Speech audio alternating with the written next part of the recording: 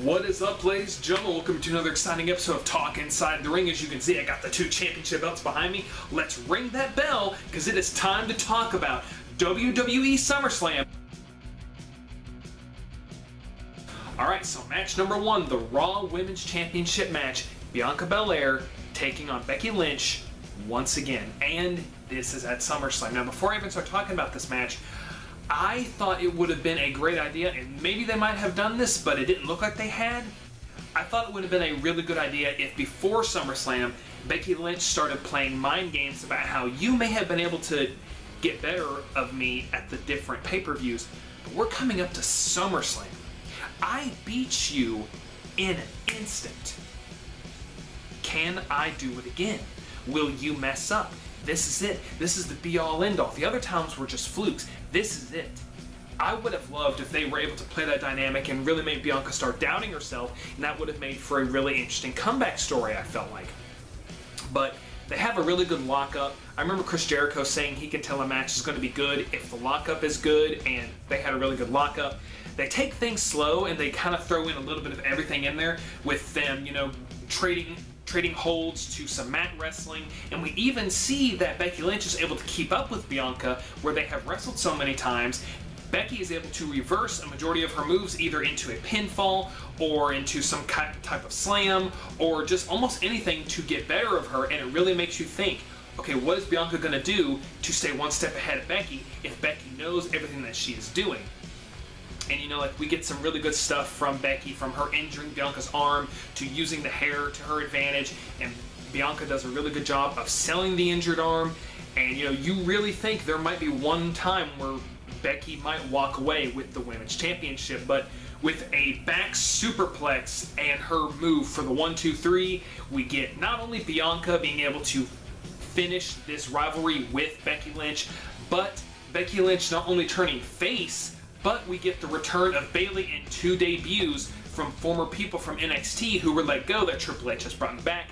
A clear sign that we are in a brand new era, and there is much more to come. Loved this match. I really like matches where it could be either person's match, where someone knows how the other person works, and you really don't know, is this person going to win, or is this person going to win? It makes for a very interesting dynamic. I give it 4 out of 5 winning the Eagles. A great way to start the show.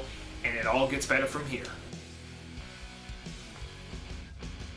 Alright, let's continue down this road with match number 2, Miz versus Logan Paul. I'm going to go ahead and say I really enjoyed this match. I just do not care for the storyline. I don't care how small the Miz's balls are. I really could care less.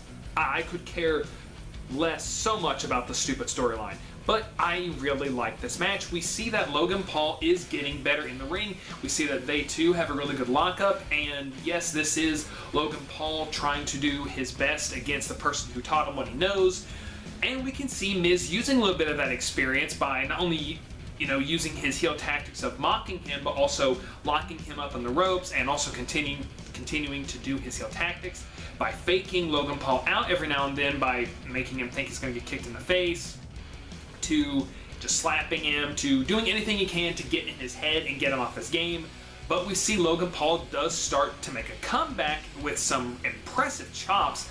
Logan Paul is getting really good in wrestling. He really makes me think of when Stephen Amell from Arrow started wrestling, especially with that match he had against Christopher Daniels at All In. But that's another pay-per-view for another time. Logan Paul is literally taking everything the Miz uses against him, from taking some points from Daniel Bryan with the yes kicks, to putting him into figure 4 from Ric Flair, to even getting a little bit of help from AJ Styles, not only physically, but also taking from his arsenal with his own phenomenal forearm, and with a frog splash in remembrance to Eddie Guerrero almost for the 1-2-3, to hitting Miz with his own skull-crushing finale for the win. This match was really fun. You see Miz is really trying to get in his head and be like, even getting a look on his face, like, how dare you touch me? How dare you come back at me? You're supposed to let me beat you. You can really see that Logan Paul is trying to get out on his own, get out from under the Miz's thumbnail, and just trying to be like, all right, look, you turned on me at WrestleMania. I'm going to show you what I can do and make you regret for what you did. And we can see that Logan Paul is just going to continue climbing up.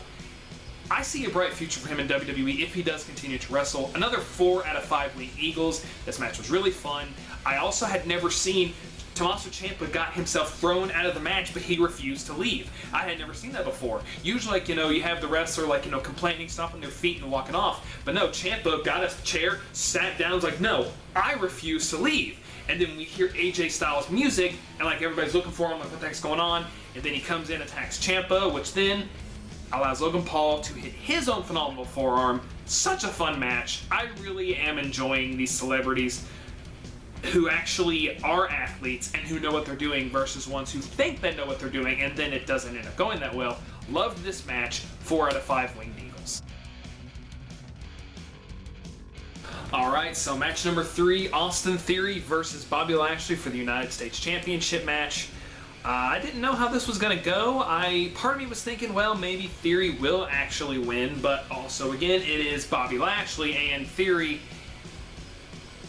he's just a prick, and he's one of those heels that you want to see get beaten up, especially where his daddy isn't there anymore. So, you get Theory taking it straight to Lashley, like heel tactics, hitting him with the briefcase, trying to get a start on him before the match starts so he can have an easy victory. But, it's Bobby Lashley, and we all know how that turns out. But Theory is actually able to keep up with Lashley and provide some offense of his own, with some drop kicks to the face, a lot of reversals, him actually being able to move out of the way for the spear. And you actually think, will Theory do it? But then Lashley's able to lock in the Hurt Lock, and, it's history from there.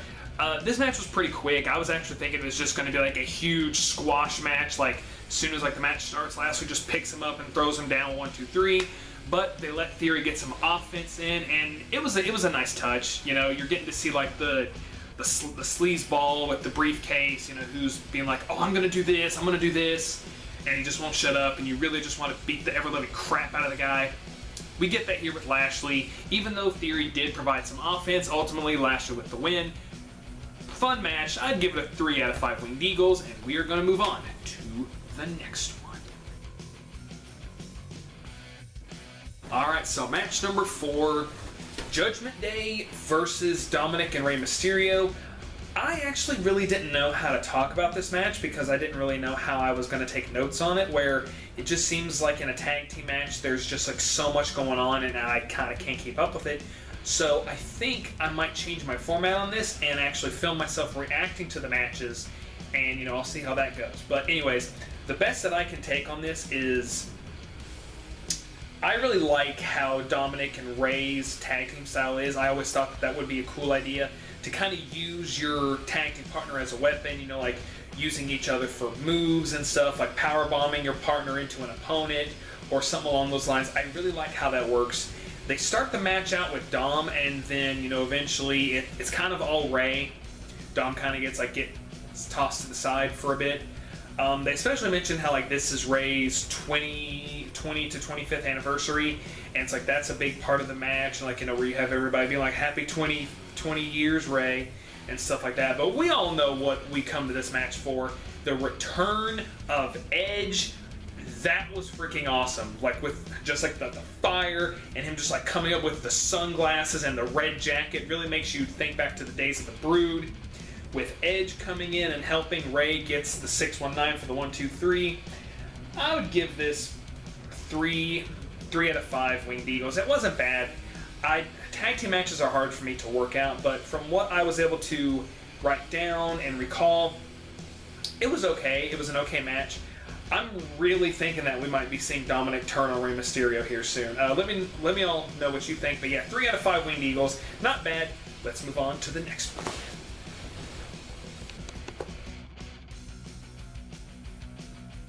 Alright, match number 5. Pat McAfee versus Happy Corbin. Now, I had heard somewhere that he was wrestling someone at WrestleMania, but I wasn't sure. All I know is I was down for it because I really liked Pat McAfee's debut match at WrestleMania.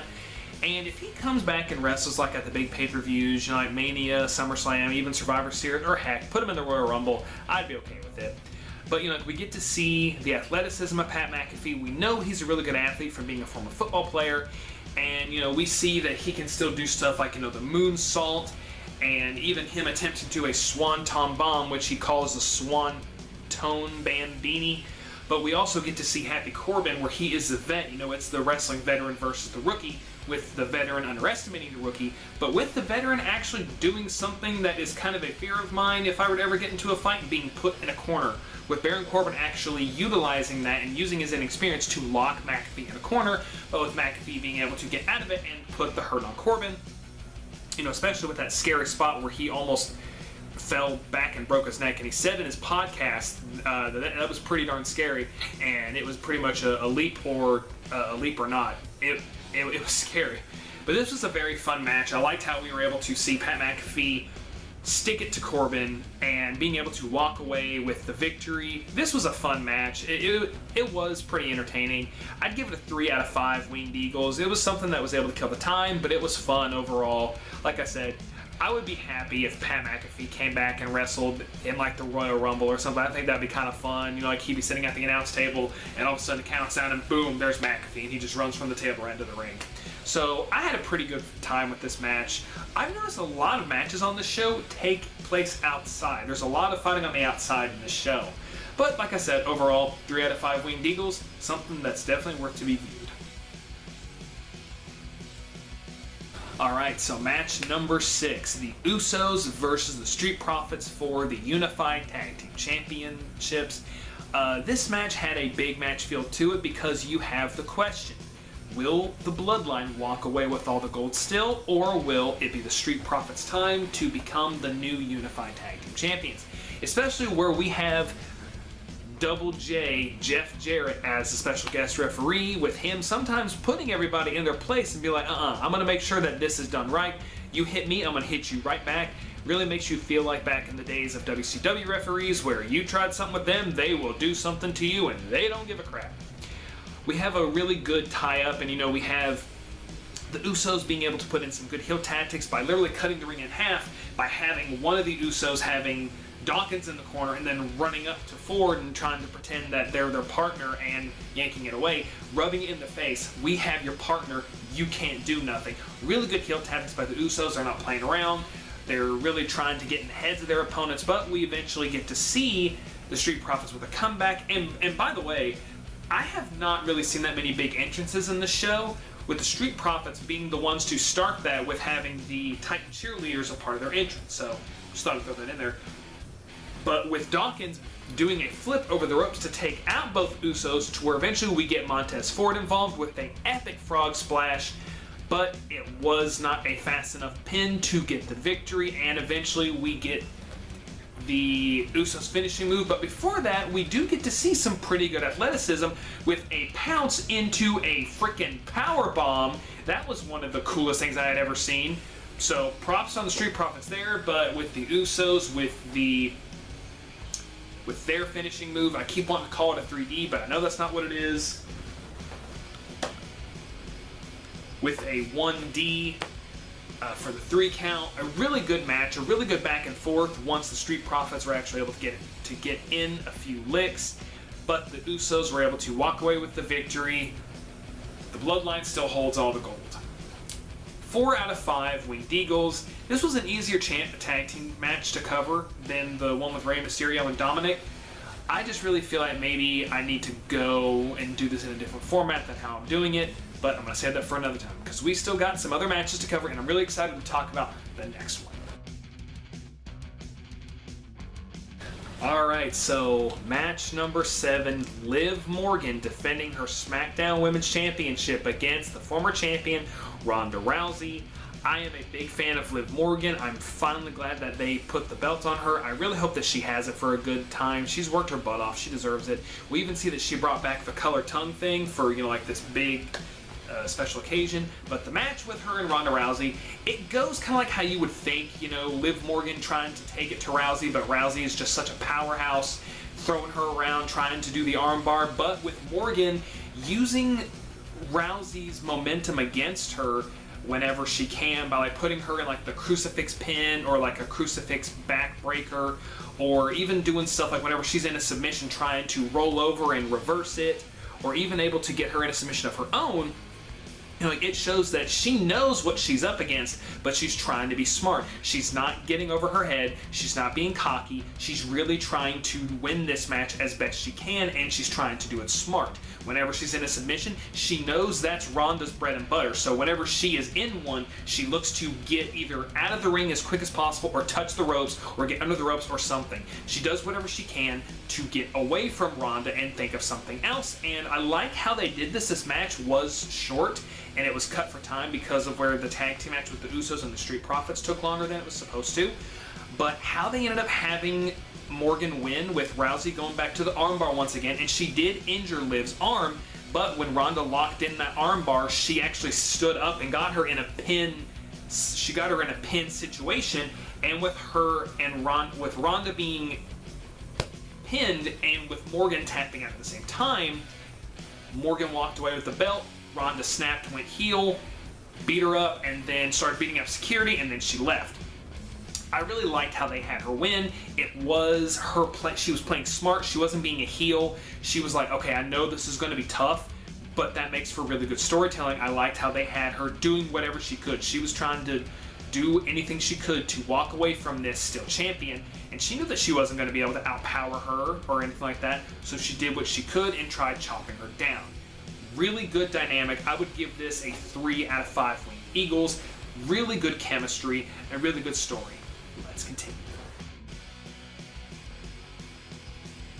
Alright, ladies and gentlemen, this is it. The final match of the night. The last man standing match between Roman Reigns, the Tribal Chief, the unified WWE Universal Champion, against the Beast Incarnate, a big country boy who's going to beat Roman Reigns' butt, Brock Lesnar. This match is great. This is one of the few last man standing matches I have ever seen, and this one I remember. This one is so fun. This one is very intense too.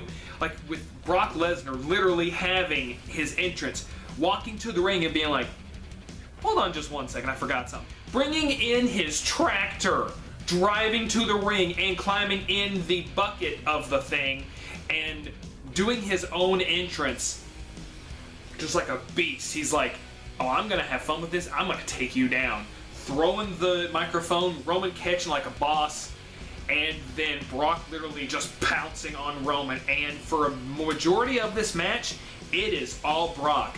Brock hitting him with some punches and then taking him to Suplex City. And once again, like I said earlier on in this review, Brock just taking it to Roman Reigns on the outside of the ring. A majority of this match takes place on the outside of the ring, just like a majority of the other matches take place on the outside of the ring. I just noticed that for some odd reason.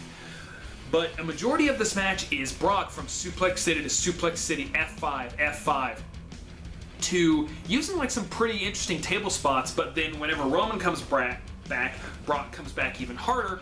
Roman Samoan dropping him through a table, Brock picking up that piece of the table and hitting Reigns with it, to Roman always trying to get back into the ring because he feels like that's where he is the most comfortable, that's where he can win in the ring. And when he starts taking it to Brock, we get Superman punch after Superman punch, spear after spear, and it's just not doing it. It is not enough. But once all that happens, you have Brock taking him back to Suplex City, to hitting him with the F5, to the tractor coming closer to the ring, to where eventually Brock throws Roman in the tractor and just drops Roman in the ring, trying to get the count. But every single time, they're coming very close to not being able to get back up, and you see each man getting even more desperate to win, making me think back to their first match. I believe it was their first match at WrestleMania 31, where Brock was just tossing Roman every single time, and Roman's bleeding from the mouth, but he's laughing, showing, hey, Samoans know how to take a beating, and Roman's took one heck of a beating in this match.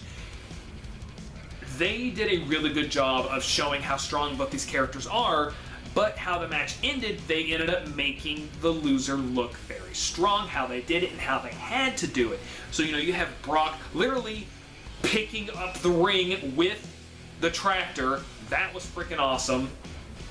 To Roman getting in some spears. To them, we're finally getting Theory coming down to try to cash in his Money in the Bank, but to no avail. Brock's not happy. Brock F5s him, and then we get Roman getting desperate with a spear, and then starts beating everybody with the briefcase, and then of course we have the Usos coming in, and we even have Michael Cole being like, I was wondering when these guys were going to show up, hinting that maybe Roman actually can't beat Brock or anybody on his own anymore. Maybe. I don't know. When was the last time he won without interference?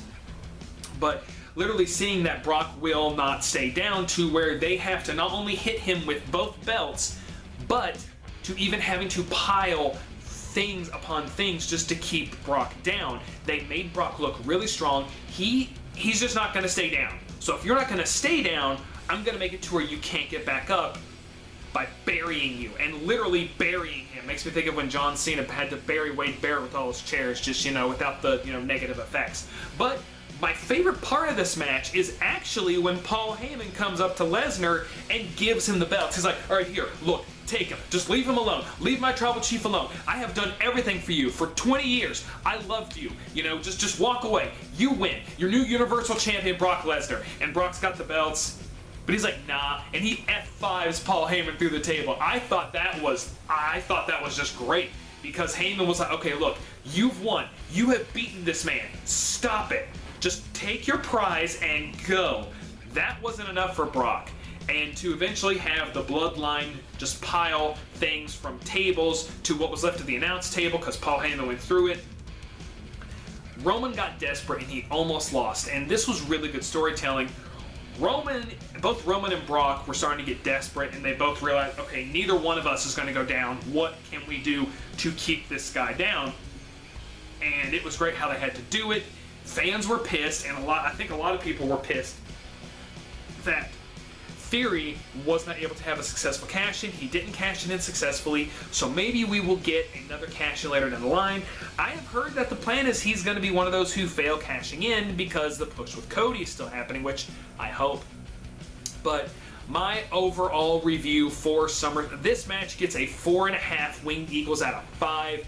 It was so fun. I'm going to remember this last man standing match. Brock and Reigns put everything out there. They made sure that this match was memorable. I'm going to remember it. I don't think anyone's going to be forgetting this match for a long time. This is definitely their best match out of all the ones that they've had. If they ever wrestle again, I really just want them to wrestle in a cage, because there's nothing else they can do. Put these two in a cage or inside hell in a cell. Put them inside the cell. Probably neither one will win, but hey, it's win as far as it can go. I really hope we don't see these two wrestle again.